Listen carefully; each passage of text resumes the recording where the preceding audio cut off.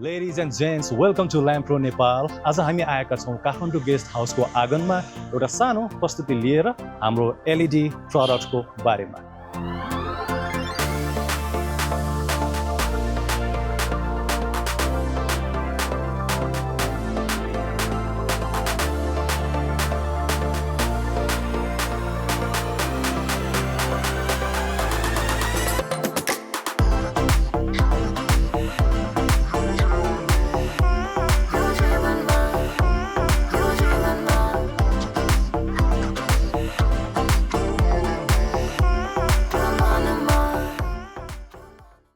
मेरो पछाडि जुन एलइडी तपाईले देखिराख्नु भएको छ यो चाहिँ ल्याम्प्रोले इन्स्टल गरेको हो। यो नेपालमै पहिलो पटक COB टेक्नोलोजीमा आधारित एलइडी डिस्प्ले हो। P1.5 पिक्सल पिचले हजुरलाई दिन्छ अत्यन्तै शार्प र crystal clear visual quality.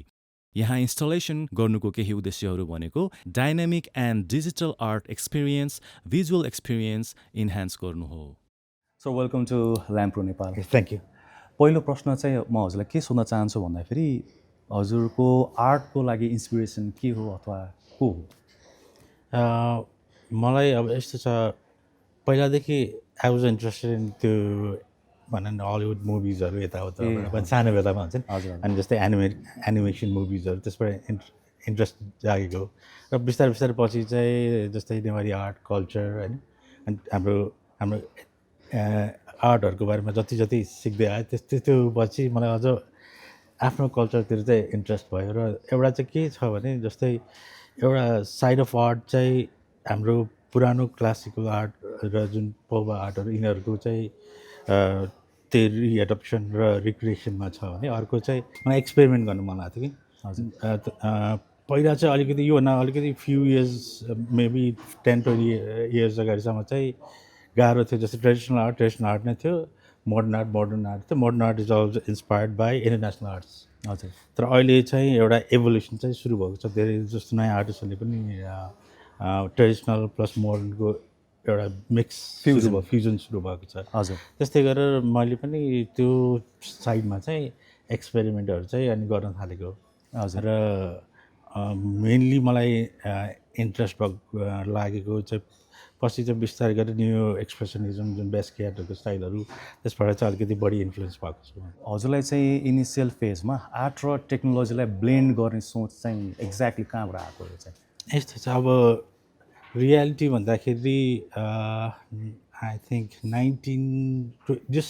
almost 25 years ago, 20-25 years ago, I wanted to start an company जुन चाहिँ म स्कुलमै थिएँ।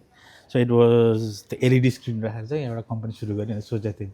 सो त्यो बेलामा फर्स्ट एलइडी चाहिँ युएसमा देखेको थियो होइन। हजुर। अनि हामी पनि नेपालमा पनि यस्तो भयो त खतरा हुन्छ भनेर चाहिँ अनि अप्रोच गरेको थियौँ। अनि त्यो बेलामा हामीले युएसमा अप्रोच गर्दा 3 करोड रुपियाँ जति पर्न आउने रहेछ त्यस एलइडी स्क्रिनको। हजुर। अनि हामीले ब्याङ्कसँग कुरा गरेर ब्याङ्कले लोनहरू दिने यताउता भनेर सब प्रोसेसन गरेर, तर अब स्कुलमा पढेको मान्छेलाई 3 करोडको 7% निकाल्न पनि गाह्रो भएको थियो। अनि त्यो एउटा ड्रिम नै भएको थियो। अनि पछि जहिले पनि त्यो मलाई जहिले पनि ठुलो स्क्रिन ठुलो भिजुअल्सबाट चाहिँ जहिले पनि फेसिनेट गरेको थियो। हजुर, पहिलादेखि नै थियो। अनि पछि किनभने त्यो जस्तै हामीले अहिले चाहिँ तपाईँको सिनेमाहरू देखिरहेको छ त्यसमा चाहिँ जस्तै आर्ट फर्मलाई चाहिँ हामीले लाइभली देखाउनु पायो भने त्यसले एउटा डिफ्रेन्ट काइन्ड अफ फिलिङ दिन्छ नि।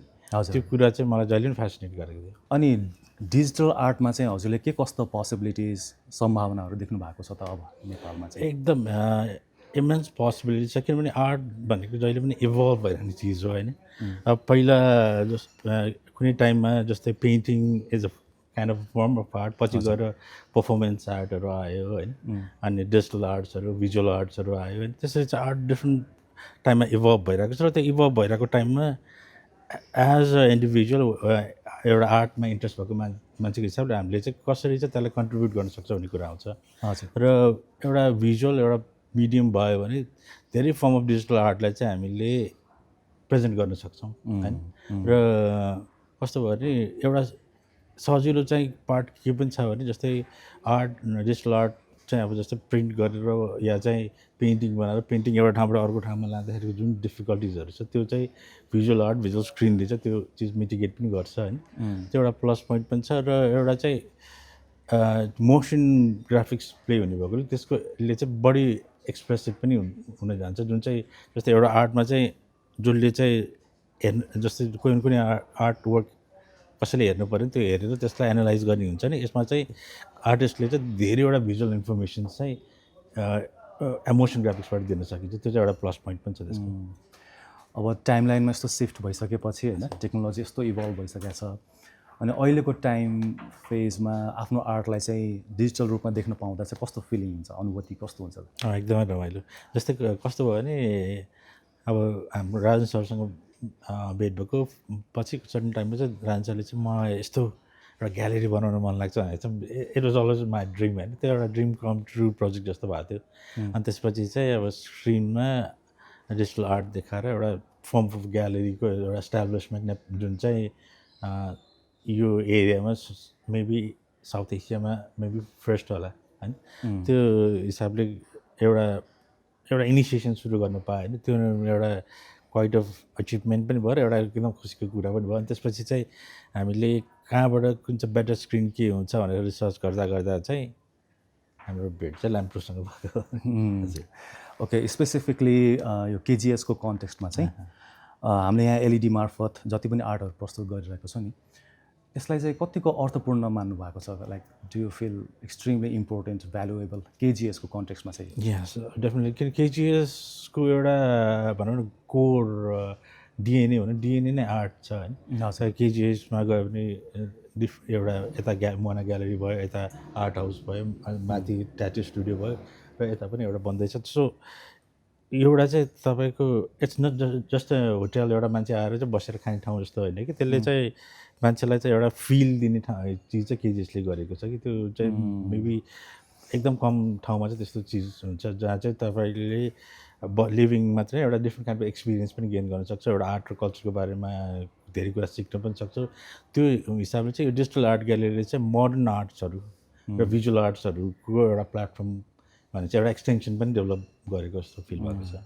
अनि कतिको इङ्गेजिङ पाउनु भएको छ त? अब एलइडी डिस्प्ले इन्स्टल भइसकेपछि पहिलाको र अहिलेकोमा जुन आर्टको केसमा चाहिँ कतिको इङ्गेजिङ भएको छ, अथवा कतिको ड्र गरेर आएको छ त? लाइक जस्तै यहाँ आउने गेस्टहरूले धेरैले मन पराएर हेरिरहेको हुन्छ होइन, बुझ्न खोजिरहेको हुन्छ, र एउटा फर्म अफ रिल्याक्सेसन मात्र होइन कि त्यो टाइम पिरियडमा आर्टको बारेमा अझ फर्दर नलेज गेन गर्ने एउटा चिज पनि। जस्तो यहाँ आउने भिजिटर्सहरू त बाहिर विदेशीहरू नै हुनुहुन्छ, उहाँहरूको लागि पनि नेपाली आर्ट, नेपाली कल्चरको बारेमा मोडर्न फर्म अफ एक्सप्रेसनहरू पनि हेर्नु पाउने एउटा प्लेटफर्मको रूपमा पनि डेभलप भएको छ। नेपालमा यस्तो डिजिटल आर्ट कल्चरको सम्भावना कतिको छ जस्तो लाग्छ? It's still in the early stage अहिलेको लागि, तर त्यहाँ lots of artist who are working in visual arts, पुरानो आर्टिस्टहरू पनि हुनुहुन्छ होइन, जसले चाहिँ भिजुअल आर्ट्समा काम गरिराख्नु भएको छ। र यसलाई चाहिँ किनभने यस्तो प्लेटफर्म नभएर पनि एउटा प्रब्लम हो। पहिला पहिला कस्तो भयो भने तपाईँको एक्जिबिसन हुन्छ, एक्जिबिसन हुँदा हामीलाई कि चाहिँ प्रिन्ट मिडियममा चाहिँ कि आर्ट फर्ममा क्यानभसमा पेन्टिङ गरेर दिनु पऱ्यो, र यो खालको डिजिटल भिजुअल आर्ट्सलाई एक्जिबिट गर्ने या डिस्प्ले गर्ने कुनै पनि प्लेटफर्म थिएन। तर अब यो स्टार्ट गरेपछि धेरैजना आर्टिस्टहरूमा चाहिँ एउटा इन्ट्रेस्ट चाहिँ देखिएको छ। सो हामीले यसरी पनि त सोकेस गर्ने ठाउँ त पायो, मान्छे क्रिएसन भयो होइन, त्यो भने चाहिँ जति काम गर्दै गयो त्यति नै आफ्नो क्रिएटिभिटी इभल्भ हुँदै जाने हो नि त। त्यो हिसाबले चाहिँ यसले धेरै नै पछि लङ टर्ममा चाहिँ धेरै राम्रो इम्प्याक्ट गर्छ जस्तो लाग्छ। हजुर, thank you for joining us. Yes, thank you. Welcome to Lampro Nepal.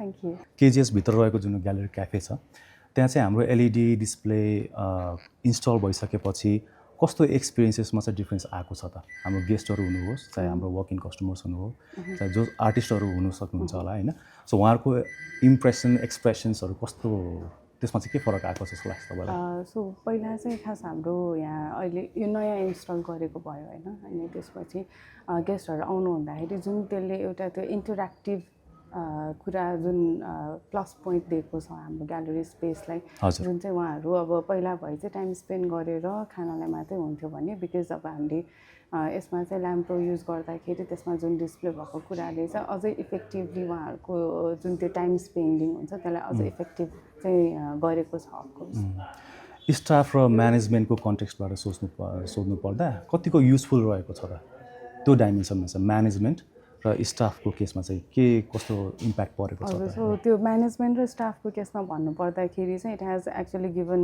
धेरै नै हामीलाई चाहिँ फेसिलिटी वाइज पनि एकदम त्यो फेसिलिटी वाइज अनि त्यसपछि त्यसलाई हामीले जुन त्यो चलाइराख्नुपर्ने कुराहरूदेखि लिएर सबै कुरामा चाहिँ त्यसले यसमा पनि एकदमै प्लस पोइन्ट नै गरेको छ बिकज अब हाम्रो यहाँ सिन्स दिस इज होटल अनि त्यसपछि हाम्रो आर्ट रिलेटेड धेरै कुराहरू भइरहेको हुन्छ कतिपय कुरामा हामीले थिमेटिक वेमा जस्तै पहिला अब थिमेटिक वेमा एभ्री टाइम हामीले नयाँ नयाँ कुराहरू सोचेर गर्दाखेरि चाहिँ यसले चाहिँ धेरै सजिलो चाहिँ पारेको छ बिकज अब केही त्यस्तो थिमेटिक वेमा गर्नुपर्ने भएपछि हामीले त्यसमा डिस्प्ले गरेर गर्दाखेरि चाहिँ इट्स इफेक्टिभ पनि सजिलो पनि भएको छ।